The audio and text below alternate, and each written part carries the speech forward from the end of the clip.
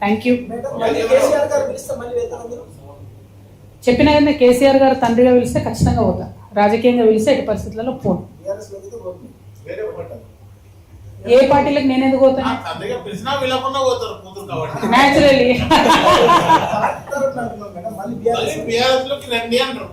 నేనేమంటున్నా బ్రదర్ అంటే, అసలు ఫస్ట్ బీఆర్ఎస్ నుంచి వచ్చినటువంటి నాయకురాలు, బీఆర్ఎస్ నుంచి గెంటివేయబడ్డటువంటి నాయకురాలిగా బీఆర్ఎస్ లో ఉన్నటువంటి లోటుపాట్లని చెప్తున్నాం.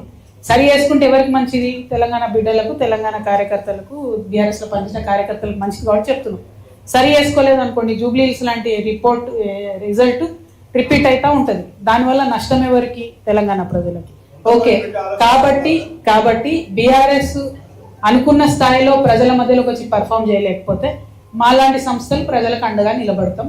నేనే ప్రధాన ప్రతిపక్షంగా ఎదిగే అవకాశం కూడా ఉన్నది. Thank you. జై తెలంగాణ, జై తెలంగాణ.